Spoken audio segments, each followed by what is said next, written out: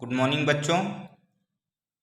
इस वीडियो में हम लोग हिस्ट्री का जो चैप्टर नंबर 6 है, आप लोगों के क्लास 9 का जो हिस्ट्री का चैप्टर नंबर 6 है, इसको हम लोग कवर करने वाले हैं। तो इस चैप्टर का नाम है the dawn of modern culture in Europe and India. तो सबसे पहले जो है वो इस चैप्टर को स्टार्ट करने से पहले आप लोगों को थोड़ा सा हिस्ट्री के बारे में मैं कुछ बताना चाहूँगा और एक चीज़ क्लियर कर लेते हैं अपन। जैसे बहुत सारे बच्चे लोग बोलते हैं कि सर हमको हिस्ट्री जो है वो समझ नहीं आता है ना, हिस्ट्री समझ नहीं आता है, बहुत ज़्यादा बोरिंग लगता है, तो क्या करना चाहिए, कैसे पढ़ें, या क्वेश्चन आंसर बहुत लॉन्ग रहता है, याद नहीं होता है। तो पहली बात तो आप लोगों को मैं क्वेश्चन पूछना चाहूँगा, क्या आप लोग जब स्टोरी सुनते हैं, कहानी सुनते हैं, तो क्या आप लोगों को बोर लगता है कि मज़ा आता है उसमें? जैसे जब हम लोग छोटे रहते थे तो हमारे दादा दादी या फिर नाना नानी क्या करते थे, कहानी सुनाते थे, है ना, छोटे रहते थे तो हम लोगों को आगे क्या होगा, हाँ इसके बाद क्या होगा, ऐसा इंटरेस्ट रहता था, है ना, सुनने में मज़ा आता था, तो हमको वो कभी बोरिंग नहीं लगता था। हो सकता है आप लोग भी ऐसा चीज़ जो है देखे होंगे या महसूस किए होंगे। तो जब क्या होता है, जब हमको किसी चीज़ में इंटरेस्ट आने लगता है, जब हमको कोई चीज़ समझ आता है, तो वो चीज़ हमको क्या नहीं लगता है, बोर नहीं लगता है। तो ऐसे ही हिस्ट्री को आप लोग एक कहानी की तरह समझना है, स्टोरी की तरह समझना है ना, उसको रटना नहीं है, रटोगे तो आपको कुछ समझ नहीं आएगा और बोर लगेगा, है ना। तो इसीलिए हिस्ट्री को जो है एकदम कहानी की तरह सुनना है और समझना है, तब जाके उसमें हमको इंटरेस्ट आएगा और समझ आएगा। और जैसे जैसे आप लोगों को इंटरेस्ट आएगा वैसे वैसे आप लोग उसको खुद से भी पढ़ना स्टार्ट कर देंगे, है ना। तो पहले तो आपको अभी ये चीज़ समझना है, तो मैं कोशिश करूँगा, है ना। देखिए मेरे पास ज़्यादा रिसोर्सेस नहीं है, कैमरास वगैरह, ऑडियो वीडियो और ये सब चीज़, मैं बस अपने तरफ से अपने लेवल में जो भी मेरे पास अवेलेबल जो रिसोर्सेस हैं उससे कोशिश करता हूं कि आप लोगों तक अच्छे से अच्छा मतलब समझाने का प्रयास करूं, और आप लोगों के बीच जो है ये हिस्ट्री जो है इसका डर को दूर किया जाए, या जो एसएससी का जो डर है ना, ये सब्जेक्ट बहुत लोगों को टफ लगता है या समझ नहीं आता है। तो बस इसी के लिए मैं छोटा सा प्रयास कर रहा हूँ ताकि आप लोग इस सब्जेक्ट को समझ सकें, अच्छे से समझ में आ जाए, है ना। मैं आप देखते होंगे कि मैं इसमें लिख कर जो है वो आप लोगों को एक्सप्लेन करता हूँ, है ना। तो मेरे पास कोई बोर्ड वोर्ड नहीं है जिसमें मैं पढ़ा सकूँ, अभी मेरे पास जितने भी रिसोर्सेस अवेलेबल है, और इसको मैं आप लोगों को है ना इसका पीडीएफ भी सेंड करता हूँ ताकि आप लोग इससे शॉर्ट नोट्स बना के पढ़ सकें। तो ठीक है, अब इस पर ज़्यादा टाइम नहीं लेते हैं और अपना जो है वो कंटेंट स्टार्ट करते हैं। तो इसमें हम लोग क्या पढ़ने वाले हैं, हिस्ट्री को पढ़ने वाले हैं, है ना। तो ये चैप्टर स्टार्ट करने से पहले हम लोग कुछ बेसिक टर्मिनोलॉजीज हैं हिस्ट्री में, उसको हम लोग समझ लेते हैं। देखिए हिस्ट्री मतलब क्या होता है, इतिहास, मतलब जो पुराने जो घटनाएं हैं उसको, जो चीज़ हमारा पास्ट है ना, पास्ट बोल सकते हैं हम लोग, जो पुराने चीज बीत गए हैं, है ना, उसको हम लोग क्या बोल सकते हैं, हिस्ट्री। जैसे अगर कोई दादा दादी हैं वो अपने बचपन का बात अभी आप लोगों को बताते हैं, तो वो हमारे लिए क्या हो गया, वो उनके लिए भी और हमारे लिए वो चीज़ क्या क्या हो चुका है, पास्ट हो चुका है। आज से अगर एक भी दिन पहले का कोई घटना है तो वो क्या चीज़ कहलाता है, पास्ट कहलाता है। और पास्ट जो है वो तो हर रोज पास्ट होता है, लेकिन हमारे लिए जो इम्पोर्टेंट है उस चीज़ को हम लोग याद रखते हैं या उस चीज़ को पढ़ते हैं, तो उसी इम्पोर्टेंट चीज़ को हम लोग क्या बोल देते हैं, हिस्ट्री बोल देते हैं, है ना। तो हिस्ट्री को हमने देखा कि हिस्ट्री तो आज से 1000 साल भी पुराना है, आज से सैकड़ों साल भी पुराना है, जिसमें अंग्रेज आए थे हमारे देश पर, रूल किए थे, है ना। और एक हम लोग हिस्ट्री पढ़ते हैं जो हड़प्पा जो सिविलाइजेशन है, हड़प्पा सभ्यता है, उसके समय का है ना, या उससे भी पहले आदि मानव, अर्ली मैन के टाइम का पढ़ते हैं हम लोग, जब आग की खोज हुई थी। या हम लोग अभी जो है, जो हमारा देश इंडिपेंडेंस हुआ उसके बाद जो है राजनेता है, बहुत सारे लोग आए, उनके बारे में हम लोग पढ़ते हैं। तो ये सब अगर हम लोग देखेंगे तो हिस्ट्री भी अलग अलग लेवल का हो गया, है ना। तो इसको हमने हिस्ट्री को पढ़ने के लिए इसका एक अलग अलग स्लैब बना दिया, अलग अलग, है ना, इसको कैटेगराइज कर दिया। तो हिस्ट्री को हम लोग मेनली 3 पार्ट में पढ़ते हैं। एक हो गया हमारा एंशियंट हिस्ट्री, दूसरा हो गया मिडाइवल हिस्ट्री, तीसरा हो गया हम लोग मॉडर्न हिस्ट्री, है ना। तो इसको हिंदी में एंशियंट मतलब प्राचीन, जो बहुत पुराने हैं, मिडाइवल मतलब जो थोड़े उसके बाद आए, है ना, मध्यकाल, और एक हो गया मॉडर्न। मॉडर्न मतलब अभी जो वर्तमान में हम लोग जिसके बारे में चर्चा करते हैं, है ना। हम लोग बोलते हैं ना कि हम लोग मॉडर्न टाइम के बच्चे हैं। पहले के टाइम में अपने मम्मी पापा से पूछना, अपने दादा दादी से, तो पहले क्या होता था, बाटी खेलते थे लोग, है ना, कंचे कंचे खेलते थे, गिल्ली डंडा खेलते थे, है ना। पहले का लाइफ ही अलग होता था। मोबाइल का ज़माना नहीं हुआ करता था। अब आजकल के जो बच्चे हैं, आप लोग जो है मोबाइल में घुसे पड़े हैं, है ना। दिन भर जो है शॉर्ट्स रील्स देख रहे हैं, शॉर्ट्स यूट्यूब शॉर्ट्स देख रहे हैं, तो ये वीडियो बना रहे हैं, है ना। पहले पबजी खेल रहे हैं, फ्री फायर खेल रहे हैं, ये सब आजकल का गेम आ गया है। तो आजकल क्या हो गया, मॉडर्नाइजेशन हो गया, इसी को बोलते हैं हम लोग ना, मॉडर्नाइजेशन हो गया है ना। चीला खपूरी रोटी की जगह आजकल लोग जो है पिज्ज़ा बर्गर खा रहे हैं। तो ये ऐसे बहुत सारे चीज़ हम लोग जो है वेस्टर्न वर्ल्ड से कॉपी कर लिए हैं, और आजकल हम लोग अपने आप को मॉडर्नाइज बता रहे हैं ना, जो आधुनिक दुनिया है। तो ऐसे ही हम लोगों ने हिस्ट्री को 3 पार्ट में कैटेगराइज कर दिया, एंशिएंट, मिडाइवल और मॉडर्न। अब यहाँ पर हम लोगों ने कुछ बेसिक टर्म्स और हमको देखने के लिए मिलते हैं। जैसे कहीं पर लिखे रहता है, जैसे 700 BC ऐसे करके, आप लोगों ने, है ना, पढ़ा होगा हिस्ट्री में, इससे पहले क्लास 6, 7, 8 में BC ऐसे करके लिखा आता था। कहीं पर AD लिखे रहता है, तो कहीं पर C या BC। ये सब चीज़ क्या है, इसको थोड़ा सा समझ लेते हैं, इसके बाद फिर हम लोग आगे कंटेंट में आएंगे। तो BC का मतलब क्या होता है, बिफोर क्राइस्ट। AD का मतलब क्या होता है, एना डोमिनी। अब देखिए यहाँ पर क्या हो गया, जैसे आप लोग नंबर सिस्टम पढ़ते हैं, नंबर सिस्टम में यहाँ पर 0 रहता है, फिर यहाँ 1 2 ऐसे रहता है, इससे पहले -1 -2 ऐसे हम लोग पढ़ते हैं ना नंबर सिस्टम मैथ्स में।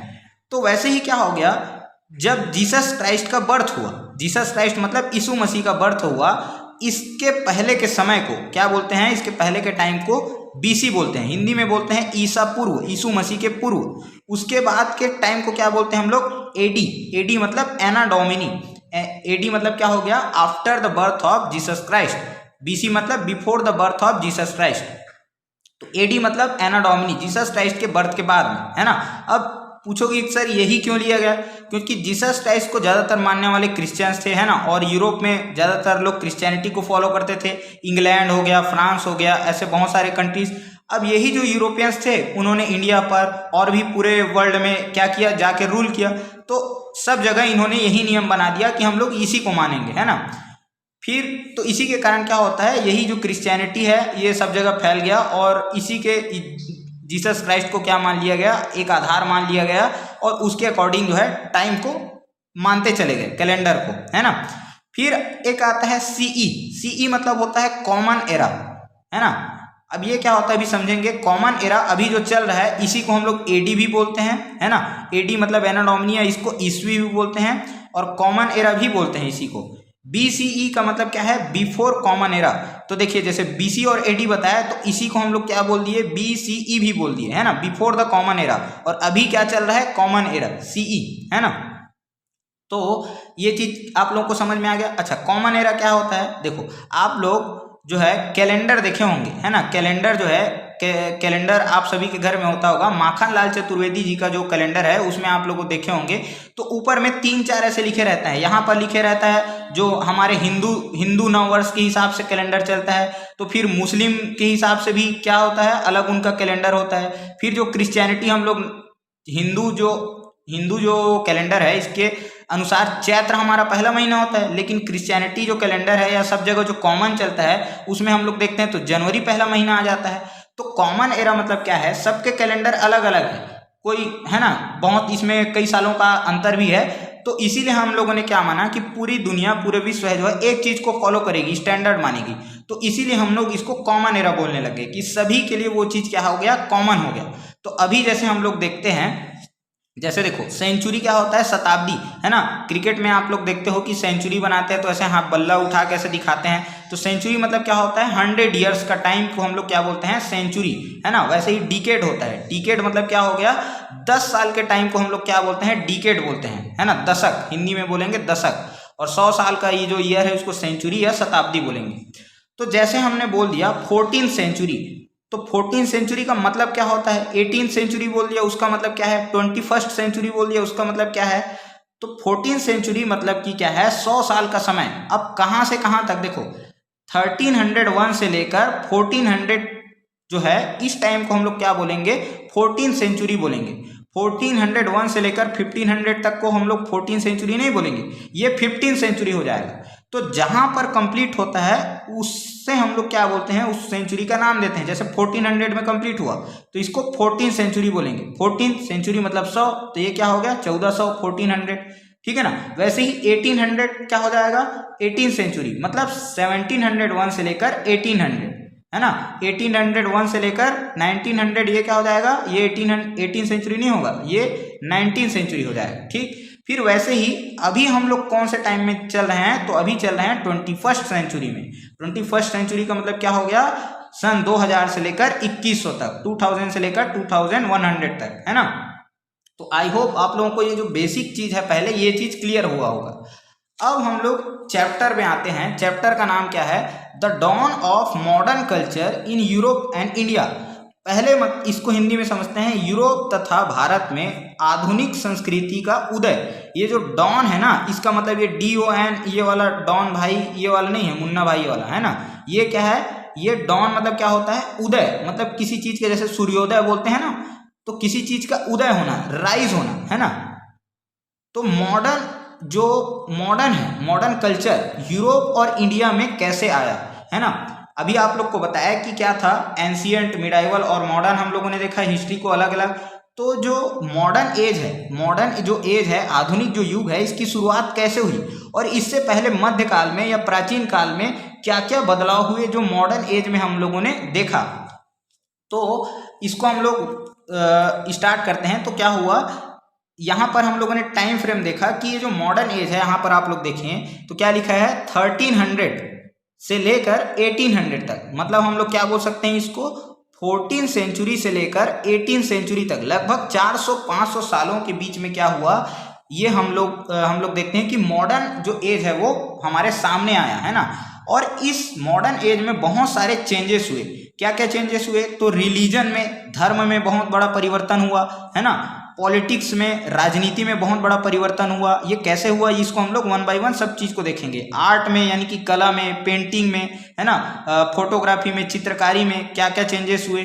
कॉमर्स एंड ट्रेड, व्यापार जो होता था, है ना, उसमें पहले क्या होता था, फिर बाद में क्या हुआ, इन सब चीज के बारे में हम लोग, मतलब ये परिवर्तन हुआ, चेंज हुआ, बहुत बड़ा परिवर्तन हुआ, है ना, जिसको हम लोग रिवॉल्यूशन में भी पढ़ेंगे।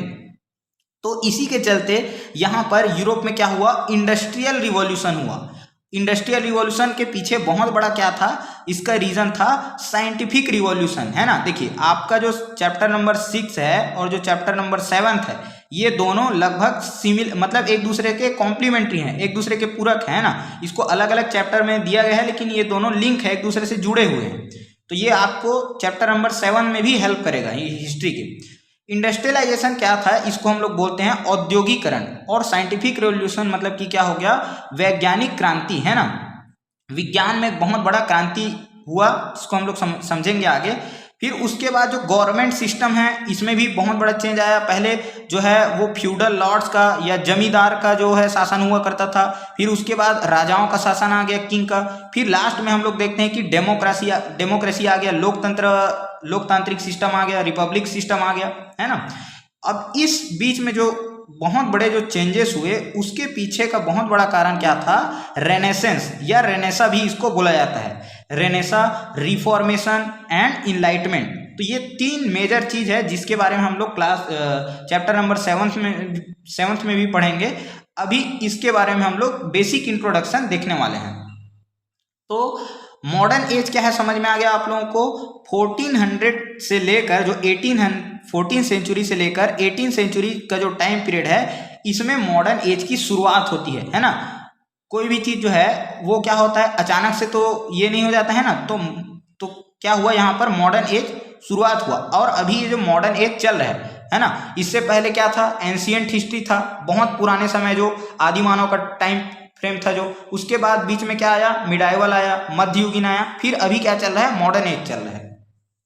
तो इस मॉडर्न एज में बहुत सारे चेंजेस आए। तो उसमें से मेजर चेंजेस क्या क्या थे, है ना, कुछ जो बहुत बड़े बड़े परिवर्तन क्या क्या थे, है ना। तो देखिए पहले तो सबसे फर्स्ट जो टॉपिक है, इसमें 3 मेजर चेंज हम लोग पढ़ने वाले हैं। पहला क्या है, ट्रेड एंड अर्बनाइजेशन, व्यापार और शहरीकरण। ट्रेड मतलब होता है व्यापार, है ना, खरीदना बेचना, और अर्बनाइजेशन मतलब होता है शहरीकरण।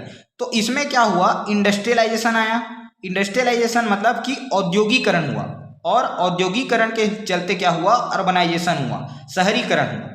अब इन दोनों चीज़ों को हम लोग क्या कहते हैं, समझते हैं। ये इंडस्ट्रियलाइजेशन और अर्बनाइजेशन ये बहुत इंपॉर्टेंट चीज़ है, बहुत इंपॉर्टेंट टॉपिक है। इसको समझे बिना आप लोग जो है हिस्ट्री आप लोगों को समझ में नहीं आएगा। तो देखो, इंडस्ट्रियलाइजेशन मतलब कि क्या हो गया, पहले कोई भी चीज़ बनता था तो घरों में बनता था, है ना, लोग जो है अपने हाथ से बनाते थे, मशीन वगैरह नहीं हुआ करता था। जैसे कपड़े बनाने हो गए, है ना, या कोई भी चीज़ बनाना हो गया, कोई मशीन बनाना हो गया, है ना, तो लोग जो है, या कोई घर बनाना हो गया, तो सब चीज़ क्या होता था, मैनुअली होता था, यानी कि लोग हाथ से बनाते थे। घड़ा बनाना है तो भी हाथ से बनेगा, कोई भी सामान बनाना है, कपड़े बनाना है, वो सब के सब हाथ से बनेंगे। लेकिन धीरे धीरे इन सब चीज़ों के जगह पर क्या लेने लग गया, इंडस्ट्रीज ने लेना स्टार्ट किया, है ना। इंडस्ट्रीज आ गए तो पहले क्या हुआ करता था, जैसे पहले क्या हुआ करता था, बैलगाड़ी हुआ करता था, है ना, बुलक कार्ट हुआ करते थे, बैलगाड़ी। इसके जगह पर अब धीरे धीरे क्या आने लग गया, रेलगाड़ी आने लग गया, है ना। तो ये सब कैसे हुआ, रेलगाड़ी इंजन से चलता है। तो इस समय क्या हुआ था, स्टीम इंजन का इन्वेंशन हुआ था। स्टीम इंजन का इन्वेंशन हुआ तो इस टाइम में क्या हुआ था, साइंटिफिक रिवॉल्यूशन हुआ था। साइंस ने बहुत ज़्यादा क्या किया, तरक्की किया। बहुत सारे साइंटिस्ट आए, उन्होंने नए नए बहुत सारे इन्वेंशंस किए, है ना, बहुत सारे इन्वेंशन हुए। तो जब बहुत सारे नए नए इन्वेंशंस हुए तो मशीन आए, टेक्नोलॉजी आई, है ना, टेक्नोलॉजी आई, जिसके कारण इंडस्ट्रियलाइजेशन आया। इंडस्ट्रियलाइजेशन क्या था, समझ में आ गया क्या।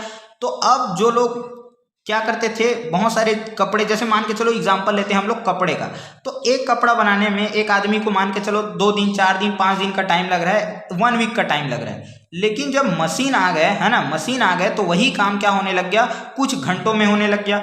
महीनों का काम जो होता था, मंथ का काम क्या होने लग गया, अब घंटों में होने लग गया, है ना। तो अब यहाँ पर क्या हो गया, इससे और बहुत सारे लोगों को इससे क्या मिला, एम्प्लॉयमेंट भी मिला, यानी कि रोजगार मिला, काम मिला।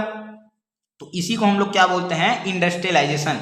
पहले जो हाथ से काम होते थे, घरों में काम होते थे, अब वो क्या हो गए, एक जगह पर इंडस्ट्री में काम होने लग गए, फैक्ट्रीज आने लग गए। फैक्ट्री क्यों सेटअप हुआ, क्योंकि बहुत सारे नए नए इन्वेंशंस हुए। नए नए इन्वेंशंस को ही हम लोग क्या बोलते हैं, साइंटिफिक रिवॉल्यूशन बोलते हैं, है ना, वैज्ञानिक क्रांति। और इसके बारे में हम लोग आगे और पढ़ेंगे, है ना। अब देखिए, एक छोटा सा एग्जाम्पल लेते हैं, जैसे मान के चलो बीएसपी का एग्जाम्पल लेते हैं। भिलाई स्टील प्लांट सभी लोगों ने, आप लोगों ने सुना होगा, मैत्री गार्डन तो गए ही होंगे आप लोग, है ना। तो बीएसपी क्या है, जब बीएसपी का प्लांट लगा भिलाई में तो वहां पर कुछ नहीं था, उसके पहले गांव था, खाली जगह था, जमीन था, है ना। तो लेकिन जब क्या हुआ, जैसे बीएसपी का जो प्लांट लगा तो उस समय यहाँ पर, अब जब प्लांट लगा है भिलाई स्टील प्लांट में, स्टील बनना है, तो यहाँ पर क्या हो गया, यहाँ पर काम करने के लिए लोगों का आना होगा, है ना। मान के चलो बहुत सारे लोग जो हैं ये गांव से आएंगे यहाँ पर काम करने के लिए। अरे भाई, काम कौन करेगा, मशीन अगर लगा भी दिया गया है तो उसको चलाने के लिए कुछ आदमी तो चाहिए कि नहीं चाहिए, ऑपरेट करने के लिए। तो ऐसे बहुत सारे लोग छोटे छोटे गाँव से निकल कर क्या हुए, भिलाई स्टील प्लांट मतलब भिलाई में जाने लगे। अब जब बताओ, ये कहाँ से निकल कर गए हैं, गाँव, है ना। अब ये कहाँ पर चले गए, एक जगह में चले गए जहाँ पर इंडस्ट्री लग रहा था। तो अब इन लोग गांव से निकल कर चले गए यहाँ पर। अब यहाँ पर जाएंगे तो दिन भर काम थोड़ी करेंगे भाई, यहाँ पर इनको रहने के लिए घर भी तो चाहिए, घर भी चाहिए यहाँ पर रहने के लिए। फिर क्या चाहिए, खाने पीने का सामान चाहिए, खाना पीना चाहिए, है ना, पानी चाहिए, खाना चाहिए। फिर इन लोग क्या करेंगे, हेल्थ यानी कि मेडिकल फैसिलिटीज भी चाहिए, कभी बीमार पड़ गए, कुछ हो गया तो दवाई पानी भी चाहिए कि नहीं चाहिए। फिर अब जब इन लोग धीरे धीरे घर वर बना लिए तो ये अपने फैमिली को लाएंगे, अपने बीवी बच्चों को लाएंगे। तो यहाँ पर इनके फैमिलीज के लिए भी क्या चाहिए, शॉप चाहिए, दुकान चाहिए, अपने बेसिक जरूरतों को पूरा करने के लिए कपड़े, खाने पीने का सामान, है ना, घर के जो सामान है वो चीज़ चाहिए। तो यहाँ पर क्या होंगे, दुकान खुलने लगेंगे। मेडिकल फैसिलिटी चाहिए तो यहाँ पर क्या खुलने लगेगा, हॉस्पिटल खुलने लगेगा, स्कूल खुलने लगेंगे धीरे धीरे आसपास, है ना। फिर और क्या चाहिए, तो इनको शॉपिंग करने के लिए दुकान चाहिए, ये सब चीज़ चाहिए। तो ऐसे धीरे धीरे करते करते क्या हो गया, भिलाई जो है इतना बड़ा जो है शहर बन गया। आज जो आप लोग देखते हैं मॉडर्न जो भिलाई है, ये पहले उस टाइम में ऐसा कुछ नहीं था। तो इसी प्रोसेस को हम लोग क्या बोलते हैं, अर्बनाइजेशन बोलते हैं। अर्बनाइजेशन का मतलब क्या हो गया, समझ में आया क्या? रूरल मतलब होता है गांव और अर्बन मतलब होता है शहर। तो जब गांव से लोग जो है कहाँ पर जाते हैं, शहर की तरफ जाते हैं। शहर और बड़ा होता है, शहर में बहुत सारे फैसिलिटीज आते हैं, मेट्रो आते हैं, गाड़ी बस ट्रक, है ना, बहुत सारे जब दुकान खुलते हैं, तो इसी को हम लोग प्रोसेस को क्या बोलते हैं, अर्बनाइजेशन, यानी कि हिंदी में इसको बोलते हैं शहरीकरण। तो इंडस्ट्रियलाइजेशन के कारण क्या हो गया, शहरीकरण हुआ। तो ये सब चीज एक बहुत बड़ा परिवर्तन था, है ना। कहाँ पर, ये मॉडर्न यूरोप में हो रहा था, है ना, यूरोप में भी हो रहा था और हमारे इंडिया में भी हो रहा था। तो इंडिया में जैसे इंडिया का जो बहुत सारा जो जगह है ना, दिल्ली हो गया, बॉम्बे हो गया, सूरत हो गया, है ना, सूरत हो गया, ये सब हम लोग, सूरत आप लोगों ने सुना होगा, बहुत फेमस है। बॉम्बे हो गया, कोलकाता हो गया, ऐसे बहुत सारे प्लेस जो हैं वो अर्बनाइजेशन के कारण, इंडस्ट्रियलाइजेशन के कारण ग्रो करने लग गया। फिर इसके बाद आता है दूसरा बड़ा चेंज, क्या था, सेंट्रलाइज्ड स्टेट। सेंट्रलाइज्ड स्टेट क्या था, पावरफुल जो किंगडम्स थे, है ना, वो इस्टेब्लिश होने लग गए। पहले आप लोगों को क्या बताया कि फ्यूडल लॉर्ड्स होते थे, है ना, फ्यूडल लॉर्ड्स, या इसी को हम लोग जमींदार भी बोल देते हैं, है ना, जमींदार आप लोग क्लास 8 में बहुत पढ़े होंगे इनके बारे में। तो जैसे मान के चलो ये कोई देश है, तो यहाँ पर छोटे छोटे जमींदार हुआ करते थे जो अपना कुछ कुछ एरिया संभालते हैं, ना, एक जमींदार हो गया तो ये अपना एरिया संभाल रहा है, एक जमींदार या छोटा राजा हो गया अपने।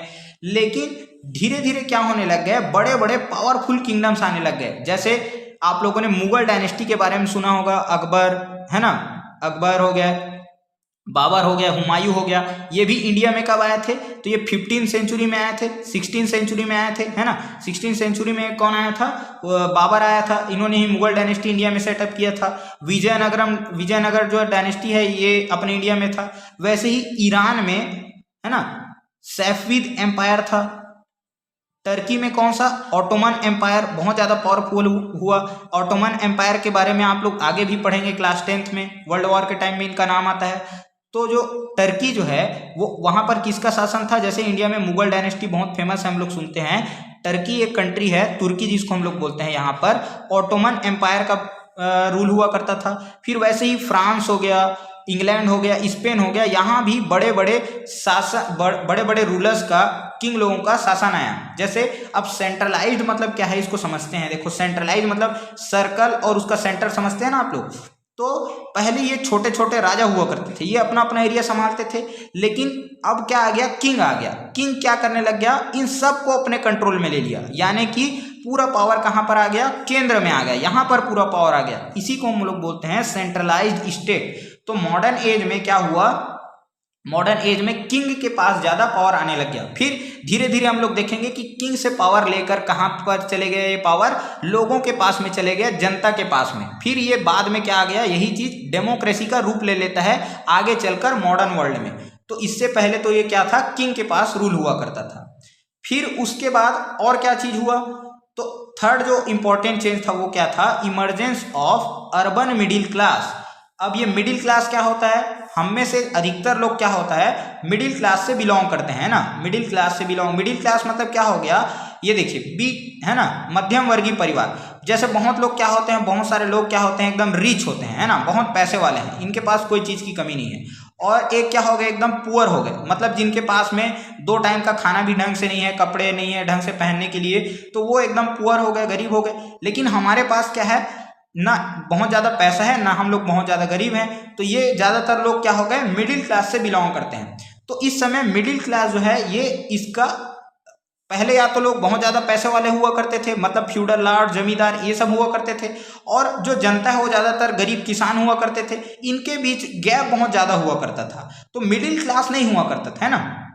तो जब अर्बनाइजेशन हुआ, है ना, तो लोग जो है क्या करने लग गए, जैसे यहाँ पर बताया कि लोग जो है गांव से छोड़कर कहाँ पर जाने लग गए, शहरों में जाने लग गए। शहरों में जाके अपना छोटा मोटा धंधा स्टार्ट कर दिए, मतलब कि कोई दुकान खोलने लग गया, कोई कपड़े का दुकान चलाने लग गया, कोई किराने का दुकान चलाने लग गया, तो कोई गाड़ी वाड़ी बनाने लग गया, कोई रिपेयरिंग का, कोई बार्बर का, है ना, कोई पढ़ाई लिखाई का काम करने लग गया, कोई मुंशी बन गया।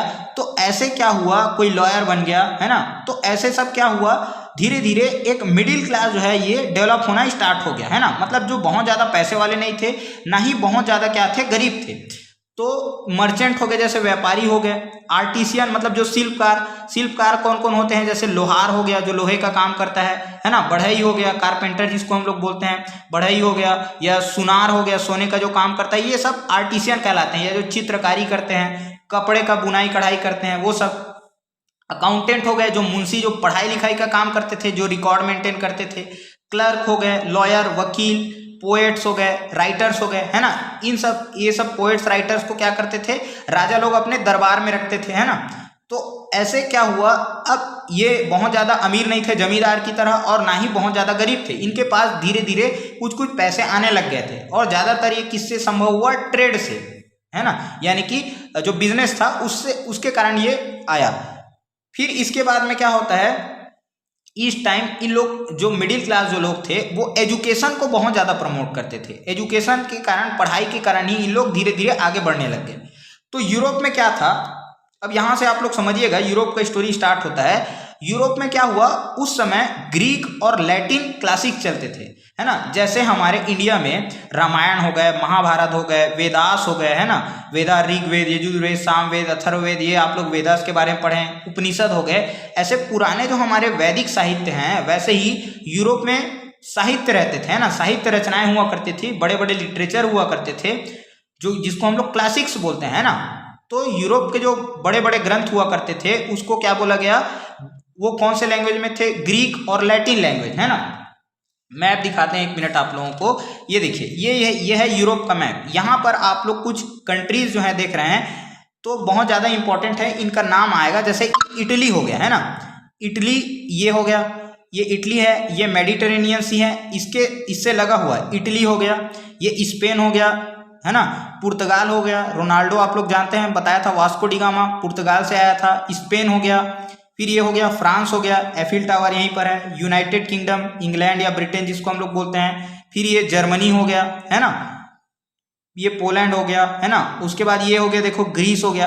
तो यहाँ जो स्पेन पुर्तगाल में यहाँ पर क्या चलता है, लैटिन लैंग्वेज चलता है। इटली और ये ग्रीस वगैरह में, इस एरिया में क्या चलता है, ग्रीक लैंग्वेज चलता है ना। जैसे हमारे यहाँ पर हिंदी संस्कृत चलता है, वैसे ही तो यूरोप में ये सब क्लासिक साहित्य हुआ करते थे। फिर इंडिया में क्या हुआ, इंडिया में भी वैसे ही पर्शियन मतलब कि फारसी भाषा में पहले जो हुआ करते थे, फारसी भाषा भी चलता था। संस्कृत क्लासिक्स हुआ करते थे, मतलब यही रामायण महाभारत उपनिषद। तो इन सब चीज को पढ़ा जाने लग गया। और जब ये लोग व्यापार करते थे, ट्रेड करते थे, जो व्यापारी है, तो वो एक देश से दूसरे देश भी जाते थे, है ना। जब इन लोग क्या करते थे, ये जो यूरोप वाले हैं, इन लोग कभी इंडिया भी जाते थे। ये देखिए, ये क्या है, टर्की है ना, टर्की है। तो इन लोग क्या करते थे, यूरोप वाले यहाँ से होते हुए, यहाँ से टर्की से होते हुए यहाँ पर एशिया जाते थे। एशिया लिखा है देखो इधर, इंडिया वगैरह था। तो यहाँ पर क्या हुआ, जब इन लोग जाते थे तो अपने व्यापार के साथ साथ अपना सामान लेकर जाकर बेचते थे, वहाँ का सामान लेकर आते थे। तो आपस में जब बात करते थे एक दूसरे से, तो एक दूसरे के कल्चर को जानने लग गए, है ना, एक दूसरे के कल्चर को, लैंग्वेज को जानने लग गए, है ना। जैसे हम लोग अभी इंग्लिश को बहुत ज़्यादा इंपॉर्टेंट देते हैं, है ना, इनके पहनावे ओढ़ावे को अपनाते हैं, इनके कल्चर को अपनाते हैं। वेस्टर्न जो वर्ल्ड है, अमेरिका हो गया, इंग्लैंड हो गया, वैसे ही लोग पहले भी एक दूसरे के कल्चर को जानते थे और अपनाते थे। तो ये धीरे धीरे क्या हुआ, पहले जो अभी तक के इतिहास में नहीं हुआ करता था, ये 3 मेजर चेंजेस हुए थे, है ना। क्या क्या हम लोगों ने चेंजेस देखा, तो ट्रेड और अर्बनाइजेशन में, जिसके कारण इंडस्ट्रियलाइजेशन और अर्बनाइजेशन आया, बड़े बड़े शहर डेवलप होना स्टार्ट हुए। फिर जब शहर डेवलप हुआ तो फिर क्या हो गया, जो मिडिल क्लास है ना, इसका इमरजेंस हुआ। इमरजेंस मतलब मिडिल क्लास वाले लोग बनकर आए। पहले बहुत ज़्यादा अमीर या गरीब हुआ करते थे। फिर हमने देखा कि यहाँ पर सेंट्रलाइज्ड पावर सिस्टम आ गया। सेंट्रलाइज्ड पावर मतलब कि पहले जो जमींदार लोग, छोटे छोटे राजा हुआ करते थे, उसके जगह पर एक पावरफुल राजा आ गया और उसने पूरे देश को अपने कंट्रोल में ले लिया। तो अब ये वीडियो काफ़ी लंबा हो चला है ना, लगभग आधे घंटे हो गए हैं। तो अब इस वीडियो को हम लोग यहीं पर रोकते हैं। अब आगे से जो है यूरोप का स्टोरी स्टार्ट करेंगे और फिर हम लोग समझेंगे कि आगे और कैसे हुआ, आगे का स्टोरी और भी इंटरेस्टिंग है, तो हम लोग इसको नेक्स्ट पार्ट में समझेंगे। देखिए, ये चैप्टर लंबा है, लॉन्ग है, हिस्ट्री का चैप्टर, तो इसको हम लोग जल्दी जल्दी खत्म करने के चक्कर में नहीं रहेंगे। 2 से 3 वीडियो में इसको कंप्लीट करेंगे अच्छे से, है ना। अब मैं जल्दी से इसको खत्म कर दूंगा और आप लोग को समझ भी नहीं आएगा तो कोई मतलब नहीं है।